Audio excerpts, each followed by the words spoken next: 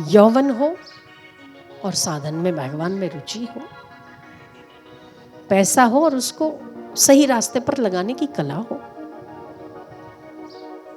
संपत्ति हो, संपदा हो, सत्ता हो, फिर भी गरीबों की या जरूरतमंदों की मदद करना हो, ये सब चीजें एक साथ उसी में पाई जाती है जिस पर भगवान की कृपा होती है। इसलिए हमको वैसे बच्चे बड़े प्यारे लगते हैं जिनको ऐसा लगता है कि ठीक है, हमें अनुष्ठान भी करना चाहिए, हमें सेवा भी करनी चाहिए। बहुत कम लोगों को ऐसी मति सूझती है, और जिन लोगों को सूझती है वो बड़े हमें प्रसन्नता आती है।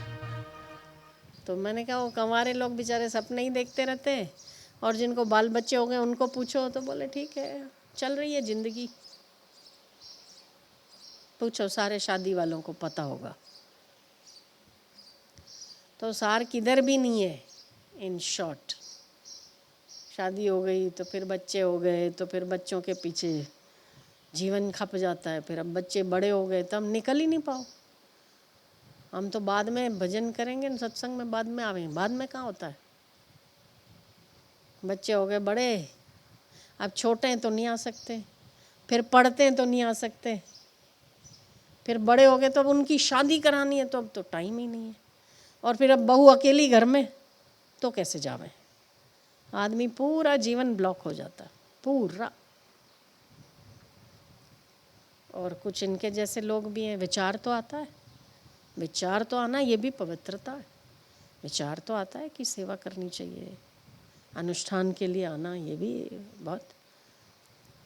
वो मैंने सुनी एक कथा, राम जी के पास विश्वामित्र गए और विश्वामित्र ने दशरथ को कहा कि राम को मेरे साथ भेज दो। तो दशरथ जी ने पूछा कि राम को क्यों भेजें आपके साथ। तो बोले ताड़का वन में ताड़का का उत्पात बहुत बढ़ गया। ताड़का जैसे और छोटे छोटे राक्षस भी ऐसे हैं कि यज्ञ ध्वंस कर देते हैं, हड्डियां डाल देते हैं और हमारा यज्ञ ध्वंस हो जाता है।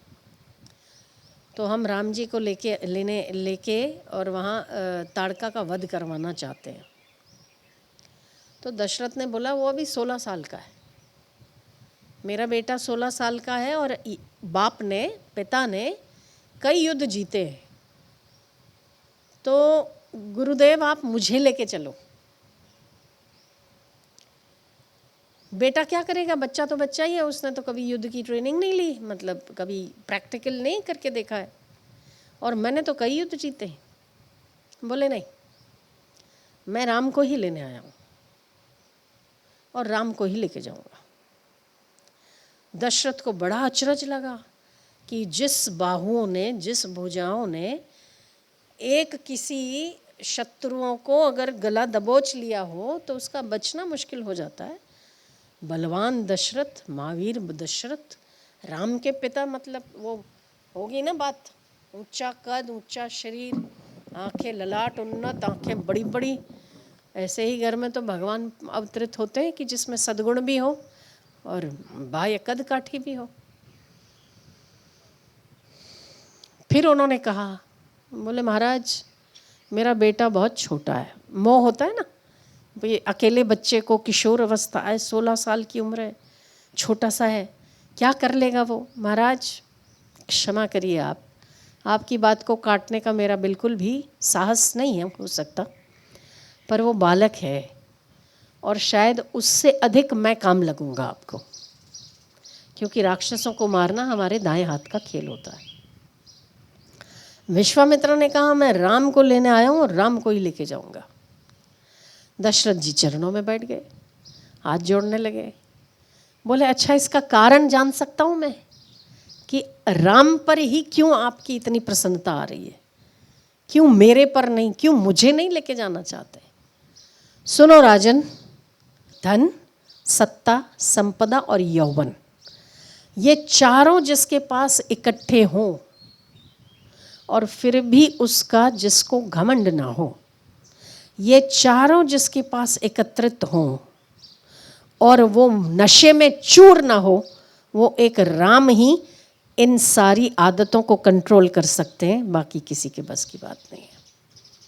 धन हो पर फूला ना हो, सत्ता हो और उसका दुरुपयोग ना किया हो, संपदा हो और उसको व्यर्थ ना गंवाई हो, और यौवन हो तो व्यभिचार में मस्त ना हुआ हो। बहुत कम लोग होते हैं। उसमें से राम जी के पास वो सद्गुण है कि वो चारों को हजम कर सकते हैं। महाराज, ये किसी राजा में नहीं हो सकता।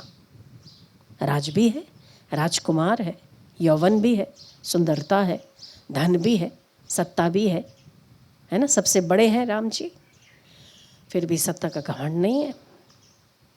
तो ऐसे व्यक्ति ही मुझे ताड़का के वध के लिए चाहिए। महाराज, आपने युद्ध जीते हैं, मैं आपका अपमान नहीं कर रहा हूँ। आपने युद्ध जीते हैं, पर यह युद्ध कुछ विशेष है जिसमें विशेष गुणों की आवश्यकता होगी, और वो विशेष गुण राम जी में पाए जाते हैं। इसीलिए मुझे आप मेरे साथ राम जी को भेजने का अनुग्रह करो। तो यौवन हो और सेवा का भाव हो, यौवन हो और साधन में भगवान में रुचि हो, पैसा हो और उसको सही रास्ते पर लगाने की कला हो, संपत्ति हो, संपदा हो, सत्ता हो, फिर भी गरीबों की या ज़रूरतमंदों की मदद करना हो। ये सब चीज़ें एक साथ उसी में पाई जाती है जिस पर भगवान की कृपा होती है। तो इसलिए वो आते हैं नहीं आते हैं वो अलग बात है, पर विचार तो आता है ना। ये विचार भी ईश्वर की कृपा है, बिना ईश्वर की कृपा के नहीं होता। भगवान के रास्ते पर इतना यौवन में चलना, विवाह हो जाना, तो आदमी बोले चलो मज़ा करो, अब क्या जाना इधर उधर, मज़े करो, शादी मज़े के लिए ही तो हुई है। पर ऐसा विचार होना कि नहीं, सेवा करें, साधना करें, अनुष्ठान करें। इसलिए हमको वैसे बच्चे बड़े प्यारे लगते हैं, सच, जिनको ऐसा लगता है कि ठीक है, हमें अनुष्ठान भी करना चाहिए, हमें सेवा भी करनी चाहिए। बहुत कम लोगों को ऐसी मति सूझती है, और जिन लोगों को सूझती है वो बड़े हमें प्रसन्नता आती है। नहीं तो सब एक ही सोचा है, बूढ़े होंगे तो करेंगे भजन, जाएंगे तब। बूढ़े होंगे तो बैठ ही नहीं पाएंगे, सारा दिन तो कमर दुखती रहेगी, अरे घुटना दुख गया, अरे कमर दुख गई, तो भजन क्या होगा? वो तो भजन हो गया ना घुटने का। तो जो भी अच्छा बुरा काम करने का जो भी उम्र है वो युवानी है, यौवन है। और राम जी उसके सिर मोहर है। क्यों? सब कुछ है फिर भी घमंड नहीं है ना, सब कुछ है फिर भी नम्रता है, सब कुछ है फिर भी दुरुपयोग नहीं है, न सत्ता का, न पैसे का, न यौवन का।